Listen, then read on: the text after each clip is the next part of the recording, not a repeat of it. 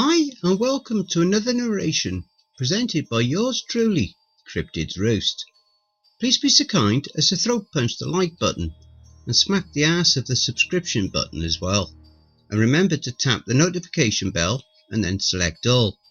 That way you'll receive all notifications each time I upload a new video. Oh, and don't forget to share the video far and wide. This will all help with YouTube's algorithm and will help promote the channel more. If you're going to leave a dislike, please be so kind as to comment why. That way I can review what you didn't like about the video and I can possibly make changes in future videos. Thank you. If you enjoy listening to the following story, be sure to pop over to the author's Reddit profile and drop them a line, or even give them a glowing review. I'm sure they would appreciate it. The link to their Reddit profile will be below in the description. So grab your coffee, sit back and enjoy the show. And don't forget, where fear is, happiness is not. I was found on Halloween 1993. No one could figure out where I came from. This is my story. This fantastic story is written by Narrations, a wonderful author over on Reddit's NoSleep subreddit. On the evening of Halloween 1993, a family on the way to Cheyenne stopped their station wagon in the middle of a desolate road after seeing a 10-year-old girl walking by herself. They had been alarmed at the sight of the kid wandering around without her parents in the middle of nowhere and wanted to give her a helping hand. The child was dressed in a Halloween costume, a skeleton to be precise, and was later described to the police as disorientated and confused. When the family asked the child what she was doing on the road all by herself, she said she was trying to find her way back to her hometown, Ataraxia Springs. The father in the family brought out his map from the car, but soon realised that there was no such town in Wyoming. That child walking by herself on that fateful Halloween night was me. The events described above are well documented, and no one is contesting the way I was found. But how I ended up on that road all by myself was never fully explained. There had been no missing children reports filed fitting my description, and they were never able to locate my parents even though I told them their full names and phone number. All they had to go by was my own story about what happened that night, a story that they couldn't believe. In the end, after several years of therapy, I didn't believe it either. I accepted the fact that I had most likely been kidnapped by sex traffickers, or perhaps even born into that horrific fate, and chosen to forget it and replace it with my own version of the truth. I was taught that when memories contradict reality, it must be the memories that are wrong and not the other way around. It made sense to me, and I slowly came to terms with the fact that my childhood memories were false. It wasn't until last week that I had reasons to revisit these memories of mine. Something happened that made me doubt what all those years of therapy taught me.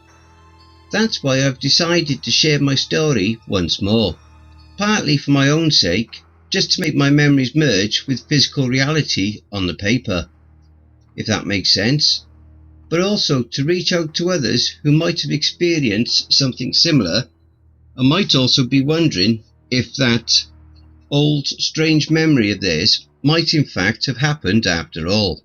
Some of the details in this story are based on the diary entry that I wrote down after I had been found, but I still remember most of what happened vividly, and I remember Ataraxia Springs. It was built around an old tuberculosis sanatorium that had been closed down after the discovery of antibiotics in the late 20s. This detail was drilled into our brains during school since our town took its own history very seriously. The sanatorium itself was built across the lake beside the town, where it was still standing.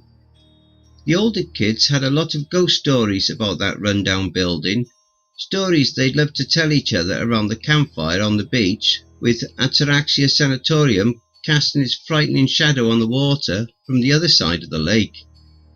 Other than this piece of history, The town was your average American town. My parents, not my foster parents, but the ones that were never found, were good to me and my older sister. They gave us a happy childhood in a nice neighbourhood, and as far as I can remember, if it is a memory at all, nothing was out of the ordinary. Not until that night.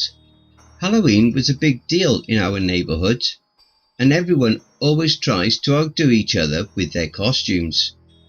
This year wasn't any different. The air was filled with excitement, and I really loved the skeleton suit my dad had bought me.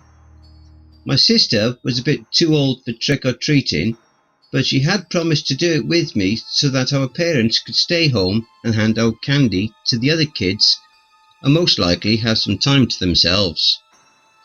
It was all going well until my sister's punk rocker friends showed up on their bikes. I hated them. They were Ryan, Johnny and Ashley. They gave the neighbourhood a bad reputation, or so everyone thought, and they always teased me. "Hey Marjorie," Ryan shouted to my sister, "are you babysitting tonight out of all nights?" Ryan continued and said that they were going to the sanatorium.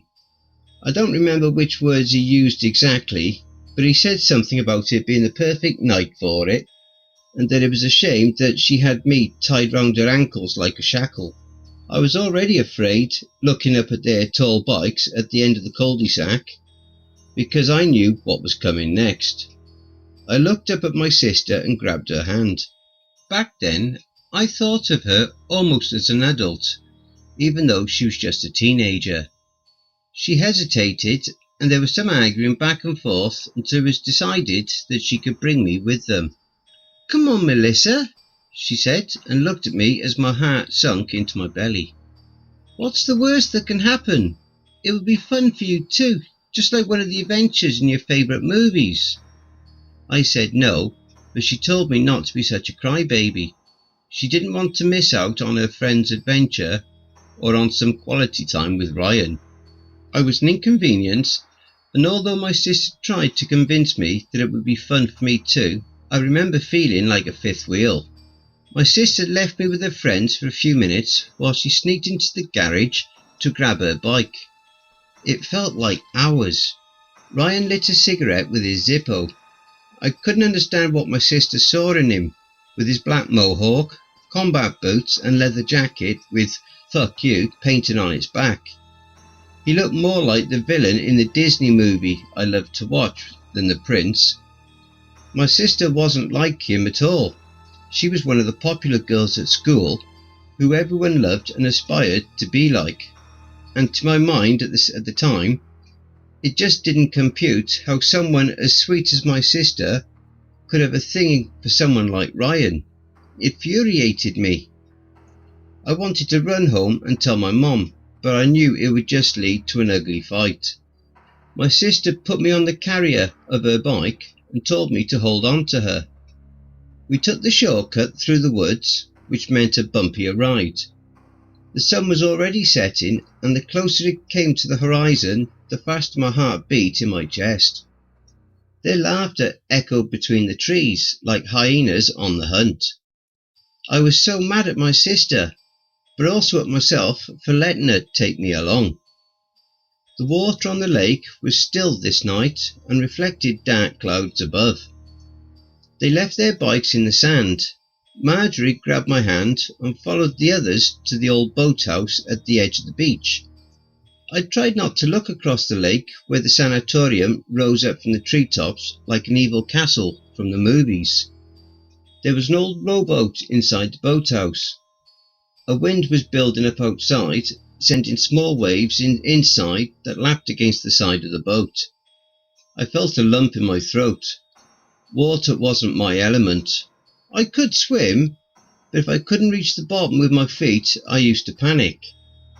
So, sitting in a fragile old rowboat with a bunch of renegades didn't sit well with me. I held my sister's jacket as tight as I could in the boat. Ryan kicked the boat out of the house and grabbed the oars. There wasn't that much space, and every time the boat rocked, I closed my eyes and tensed up in anticipation. Marjorie's friends teased me when they saw how scared I was, especially Ashley. Many kids have drowned in this lake, she said. There's something living at the bottom that feeds on little girls like you, she laughed. Let's hope it's sleeping tonight. Don't be mean, my sister said. I don't believe in any of those stories. There have been some strange things happening in this area though, Johnny said. My dad told me that a couple went missing around the lake like 20 years ago. I didn't want to hear about it. He sounded serious, not like he was teasing. I looked at my sister to see if she believed him, but I couldn't tell. And then Johnny continued, They were never found. Maybe they just decided to ditch this boring town, Ryan said with a smirk. Sure, Johnny said, but their disappearance isn't the strangest thing about this. While they searched for them, they found this old naked dude wandering around in the forest who claimed he was the guy who had disappeared. He was taken in as a suspect since he was way too old to be that guy. They never got any answers from him though. He hung himself in his cell before they could question him. My dad was the one who found him hanging from the top of the bunks. We reached the other side of the lake, just beneath the sanatorium. It smelled like old seaweed and rotten eggs. Decaying reed crunched under our feet as we stepped ashore. A couple of ducks flew away, scared by our presence. I held my sister's hand. The sky was covered in heavy clouds and a rumble spread among them. This was the first time any of us stepped foot on the other side of the lake, and I could see that my sister was afraid as well, even though she tried to hide it behind her exaggerated smiles towards Ryan. He lit another cigarette. Let's go, he said. I've always been curious about this place. We followed him up an old overgrown road. Something rustled in the bushes. I asked my sister what it was, hoping she would calm my nerves. But instead Ryan answered, There are ghouls hiding in there, so don't go too close. Don't listen to him, my sister said. It's just birds. But I was already terrified. It wasn't just the scary noises, but the entire atmosphere around this place. It just didn't feel right. Ordinary things came off as strangely unfamiliar. The leaves on the ground seemed too large, the trees too tall, and the sky too vicious. The courtyard was covered in gravel, but there was dead grass sprouting up from it here and there. Slowly we approached the stairs to the entrance. Can't we go back now? I asked my sister in a whisper. Do we have to go inside? The doors were locked. Ryan pulled at them as hard as he could, hoping that the old doors wouldn't stand a chance against his strength. But they wouldn't move an inch. It made me relieved, but Ryan was relentless. He insisted on trying to find another way inside. We walked around the building, struggling through the brushy terrain, until we found a small rusty door at the other side. The purpose behind the door was difficult to figure out since it was almost completely inaccessible. To my great disappointment, it was open. As soon as we closed the door behind us, the thunder outside intensified in an instant, and hard rain banged at the door. Ryan lit his Zippo, revealing a small corridor inside a large cellar. The cold air smelled musty. There were graffiti on the walls, dating back a long time by the looks of it. Ryan slowly moved his lighter across the wall, reading a text that had been sprayed on it with a blood-red colour. If you close the door, it's already too late. Ashley, scared for the first time this night, tried to open the door again, but it wouldn't budge. Come on guys, I can't get it open, she said, just as if she suddenly sensed some kind of danger. Help me out, would you? Ryan and Johnny joined her, but no matter how much they tried the door, it remained closed. Marjorie, I looked up at my sister. What's happening? I'm afraid. I don't know. It was unlocked just moments ago, Ashley yelled. Everyone was freaking out, yelling at each other until Ryan raised his voice. Enough! He paused to make sure everyone was quiet. Let's just find a way up to the main entrance and exit from there. Worst case scenario, we climb out one of the windows. Jesus, relax. My sister relaxed her grip around my hand, clearly calmed down by Ryan's words.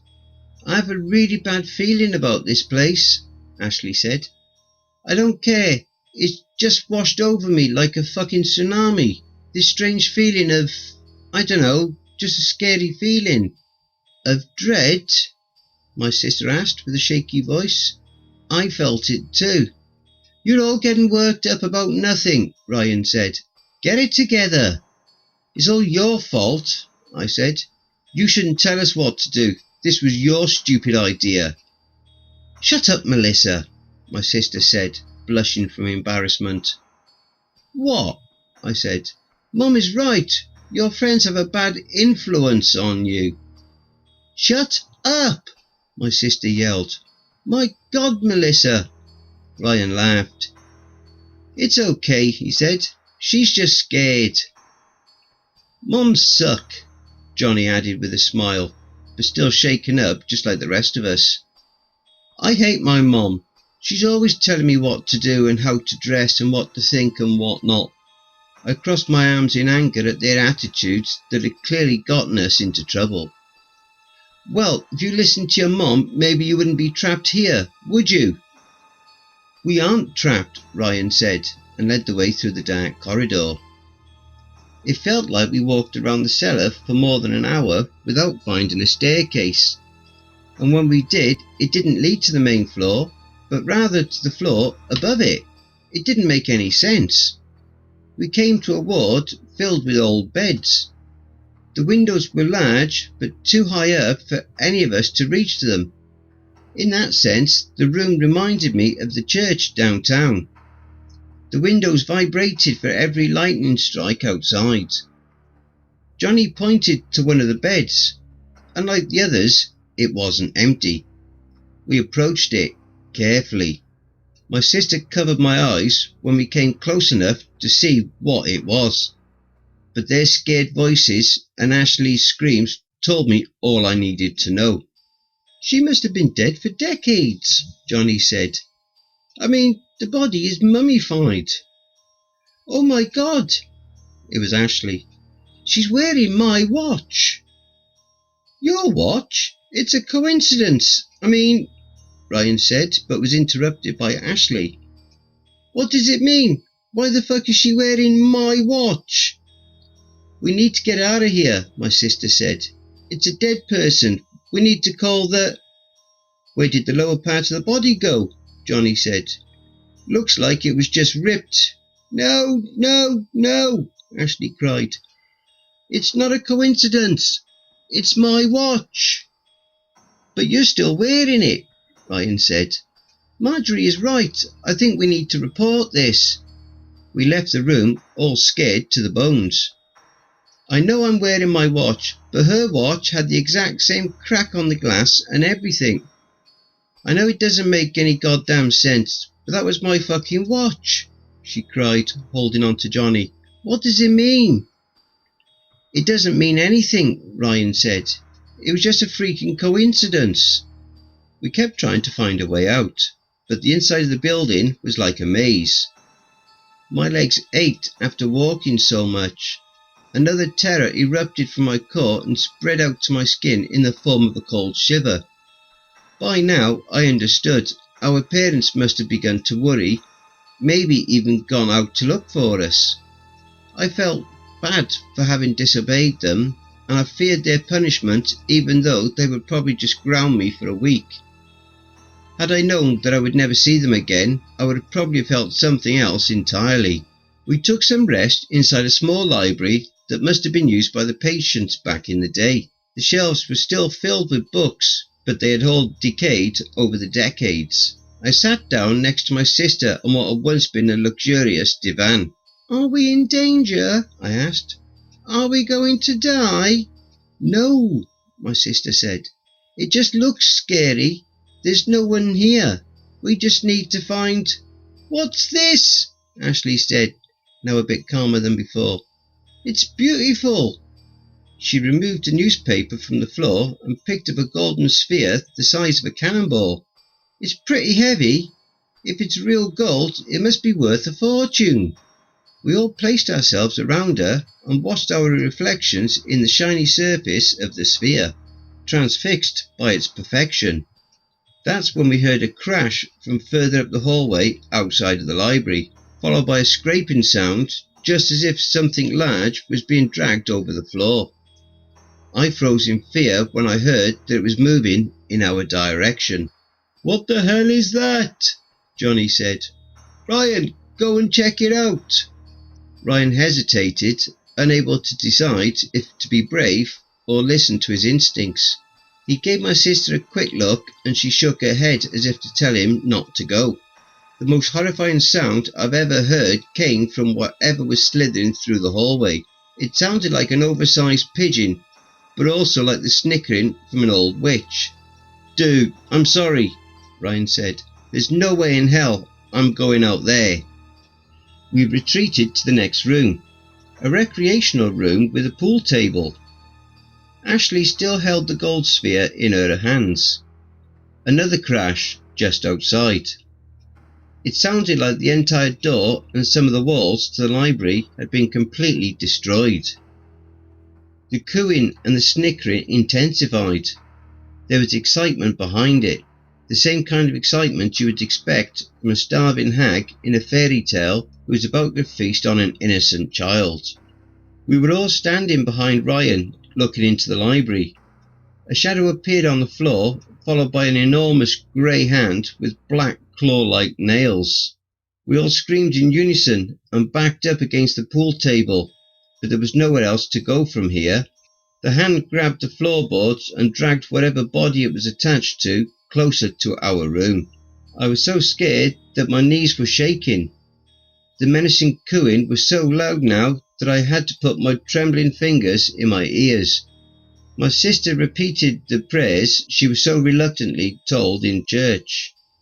There were tears in her eyes. Another giant hand, dragging his body even closer, but still not into view outside the room. "Help me out," Ryan said. He picked up a few books from the floor and lit them on fire with his lighter. Johnny joined him. I'm sure my sister would have helped as well, but she had to take care of me. Ashley dropped the sphere and hid behind the pool table, crying hysterically. Slowly, the monster dragged itself into view. My sister released a guttural scream. I wanted to look away, but I was paralyzed by fear. The creature faced us. It was nothing more than a giant, saggy head that pulled itself forward with its long arms that were attached to its temples. A few long strands of black hair grew on top of it, and it had long crooked nose above its terrifying mouth. It was enough to make it the most dreadful thing I've ever seen, but what made it even worse were its eyes. Two enormous, expressionless golden spheres. We could see our own reflections in them.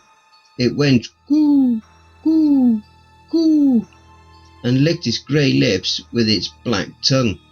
It was just about to stick its arm inside the door frame and rip it apart when Ryan and Johnny began throwing the burning books at it. It backed away, screaming like an oversized infant. "Come on," Ryan called out. "Let's go." My sister picked me up in her arms. We ran past the monster while it was still deflecting the flames, but Ashley was too late. The second she appeared in the door, she was grabbed by the legs and pulled into the mouth of the monster. She cried out for help in a state of utter panic. The sharp, large teeth cut through her legs. The crunch when they went through her bones was blood-chilling to hear. Johnny stepped forward and grabbed Ashley's hands. He pulled until the threads still attached to her legs separated.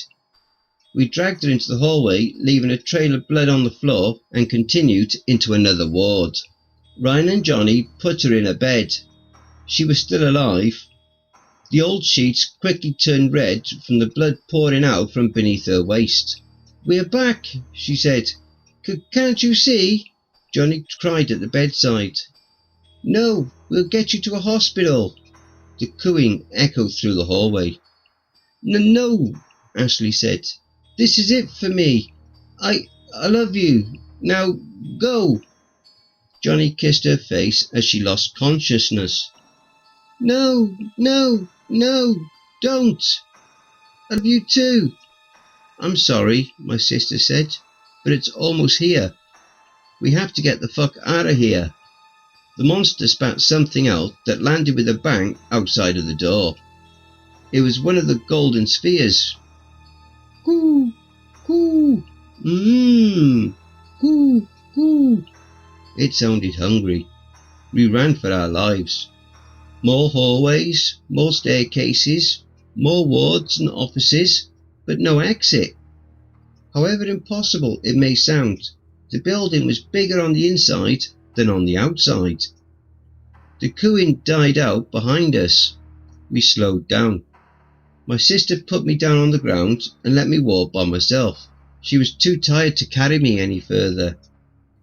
This place goes on forever, Johnny said. It's a nightmare. There's no end to it. That text on the wall, it was right. Too late. We're just running in circles. Going back in time. My God, Ashley, it was really her that we saw.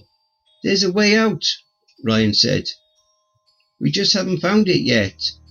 What's wrong with this place? My sister said. It's like the laws of nature don't apply here. And that horrible thing back there. Are there more of them? It must have come straight out of hell. It spat one of those balls out. Did you see that? Hell is a place on earth, Ryan said. He tried to lit a cigarette, but his hands were shaking too much. Those golden spheres look like its eyes. Perhaps their eyes too. It spat them out to see further, you know. It appeared when we found the first one, and it sped up after it spat out the second one. I screamed. What is it? My sister asked. Bugs, I said. Look around that crack. Hundreds of them were crawling around a crack in the floor. Small black beetles with green spots on their backs. I hated bugs. It's okay, my sister said. Just don't step on them. I've never seen any bugs like that before, I said. We moved forward until we came to an empty swimming pool. Several golden spheres lay at the bottom of it, shining in a strange moonlight coming in through the windows at the other end of the room. The faint cooing started as soon as we saw them, now coming from several different directions. I cried, but not because of the cooing.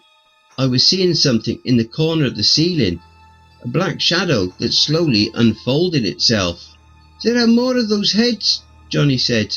Can you hear it? What is that? Ryan said as soon as he saw the shadow. One leg after another extended out of the shadow until 8 long, monstrous legs had appeared out of its body like an enormous spider. We ran next to the pool to get to the exit at the other end of the room.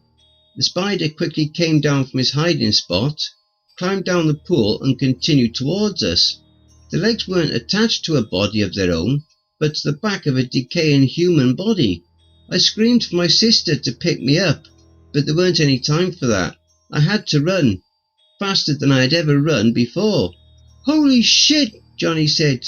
Oh God, no! The spider was just about to pierce me with one of its legs when we entered the door, which fortunately was too small for the spider to enter. Holy fuck, that was close, Ryan said as we ran further away from the swimming pool. No, Johnny continued, tears forming in its eyes. How is this possible? It can't be. At least we got away from it in time, Ryan said. Let's hope we won't end up back. It's not that, Johnny said. The body, he cried now. The dead body attached to those fucking legs. It was wearing my jacket. Oh God, no. Maybe it doesn't have to happen like that, my sister said. Maybe we can avoid it. It didn't work out so well for Ashley, did it? Johnny said. And besides, how do you avoid something like that?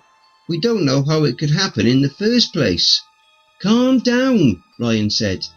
Let's stay focused on the here and now, okay? I'm feeling a breeze. Are you feeling it too? He was right.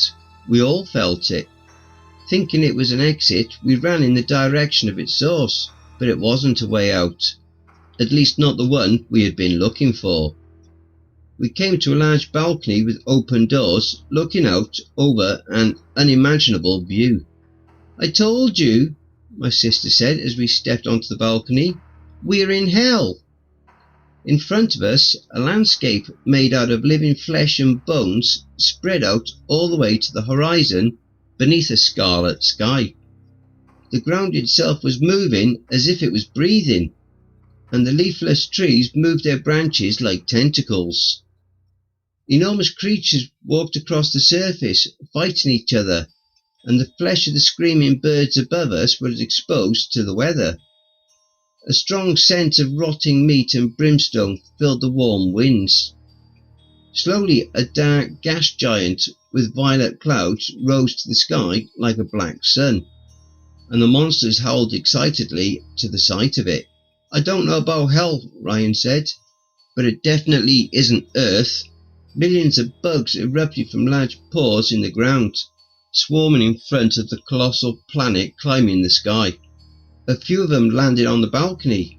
It was the same type of bugs we had seen earlier, and then Johnny sneezed, followed by what looked like a panic attack. "Fuck," he said, "it crawled into my nose." "Seriously?" Ryan asked. "I can still feel it crawling around inside my sinus," Johnny said while trying to blow it out through his nose. "Help me, please. I think it's eating its way." He sounded dizzy. "Let's go back inside," Ryan said, even though we were already running back. We didn't get far until Johnny fell down on the floor, convulsing and foaming at the mouth. My sister picked me up, knowing full well what was about to happen. But Ryan sat down next to Johnny and tried to help him in whatever way he could. But there wasn't any hope for Johnny. The convulsions turned into jerks and jolts erupting from his back. Ryan stood up, pale from the sight of his best friend shaking uncontrollably in front of him. After about a minute, the seizure stopped abruptly. Johnny opened his eyes, a bit groggy. What happened?" he said. "Why am I on the floor?" "Are you okay, man?" Ryan said, smiling. "I thought you were going to die." My sister wasn't convinced and took a few steps back with me. "Yeah," Johnny said, smiling back and trying to get back onto his feet. "I feel fine, but that was wild." A sudden jolt spread through his body. "Wait!" And then he screamed. He touched his back. It was covered in blood. He screamed again, much louder now.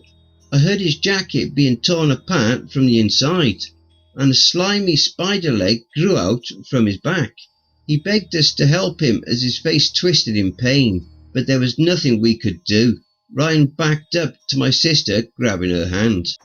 The process was quick. One leg after the other shot out from Johnny's back as he was screaming. He tried to crawl away, but the legs wouldn't let him. Instead, they stood up, carrying Johnny above the ground. "Help me," he said as the legs began walking away with him. "No, don't let it happen. Please, help me." The legs walked away from us with him, and none of us dared to do anything. "I'm still alive," he cried. "There must be a way." The legs climbed at the wall and walked into another hallway. "No!" we heard Johnny yell as he struggled, fruitlessly trying to grab the wall with his fingernails. "Please, no!" We stood frozen in our places until his screams faded out completely, leaving us with the faint echo of his last words between his sobs. "Mom, I'm scared! Mom!" It wasn't until the cooing increased that we began moving again. Standing still was a death sentence in his place. My sister kept me close to her, and herself close to Ryan. We reached a small room with an old piano standing against one of the walls. It was a dead end, but there was something going on behind the piano that my sister insisted on investigating. A flickering light, bright and warm like sunbeams. My sister sat down next to the piano and tried to see what it was. "It's a way out," she said. "I can't see where it leads, but it smells like the outside." "Oh, really?" I said, happiness spreading to my body. "Can we finally get out of—" Something heavy bounced against the floor outside the room and slowly rolled into view in the door opening. My relief was immediately replaced by dread. It was one of the golden spheres. "Help me move the piano," my sister said. "Now, Ryan." I looked at them struggling with it. The monster dragged itself closer and closer while snickering and cooing louder and louder. I screamed when it appeared in front of me. Ryan and my sister used all their strength to push the piano up to the door, blocking it. It wouldn't last long, but perhaps long enough. My sister returned to me, but Ryan wasn't so lucky. The monster reached above the piano with his long arm and grabbed him. He didn't have much time to speak, and he knew it. He picked his words carefully. Perhaps he hadn't said them before. "I love you, Marjorie." I looked up at my sister and her trembling lips in an attempt at avoiding the sight of him being pulled out into the hallway and eaten, but I could still hear it loud and clear. The hole in the wall wasn't so much a hole as an unstable rift in reality. There was a forest on the other side, but just for a few seconds before it changed into a desert that in turn changed into a beach. The beast outside pushed the piano into the room. There was no time to think. My sister picked me up and threw me through the rift. I landed on a forest floor, but not the one we had seen at first, because in this forest it was dark outside. I saw the rift floating in the air. My sister was just about to jump through, the monster's hand reaching for her, when the rift vanished. I stumbled through the woods until I came to the road, trying to find my way home to Ataraxia Springs. The rest is history. As I said, over the years they convinced me that my story was nothing more than a manufactured memory made in a subconscious attempt at coping with some trauma. But something happened, and now I think that the coping strategy might actually have been to let myself be convinced that this never happened. Last week I received a letter. It wasn't sent by mail, but delivered by a middle-aged man who claimed that he had found it amongst his great-great-grandmother's things somewhere in Paris. I sat down on my kitchen table and looked at the envelope. To be delivered to my sister, Melissa Johansson, in case she's ever found after I'm gone. I opened the envelope with shaking hands. It was dated 1970. Tears ran down my face as I read it. It told the story of a teenage girl who had mysteriously appeared in Wyoming in 1889, claiming to come from a small town called Ataraxia Springs. She'd gone on to live an adventurous and fulfilling life, surviving 2 world wars and seeing civilization go from horse and carriages to men landing on the moon. She had married, had a son that they named Ryan, and spent the rest of her life in Europe. She was known for searching for her sister, the man said, but she never told anyone this. I thought it was fiction or the result of a well-hidden mental illness. But when I found the old reports of a young girl in Wyoming telling people that she came from a small town known as Ataraxia Springs, well, it can't be a coincidence, can it? By now I was crying my eyes out, but it was bittersweet tears. This meant I would never see Marjorie again, but it also meant that she survived that horrible night, and that she lived a good life. The letter ended, "All these years and I still think of you every day. I miss you." And between my sobs I whispered, "I miss you too." Don't forget, if you enjoyed that story, be sure to pop over to the author's Reddit profile and drop them a line, or even give them a glowing review. I'm sure they would really appreciate it. The link to their Reddit profile will be below in the description. And don't forget to check out the merch store. The link will be in the description and also in the video thumbnail. If you would like an honourable mention, send in a snapshot of yourself with your purchase and I'll feature it in one of the videos. Have you written a CreepyPasta story you would like me to narrate? Have you had any cryptid sightings, paranormal or supernatural encounters? Or even have you had a creepy or terrifying situation you would like to share? You can submit your stories, encounters or any other mail to cryptidsroost@gmail.com. If you wish to remain anonymous, that's fine with me. I also have a Facebook group, Twitter, Reddit and Discord. If you would like to support the channel and help make it grow, my PayPal is paypal.me/cryptidsroost. Again, that will also be below. And don't forget, where fear is, happiness is not.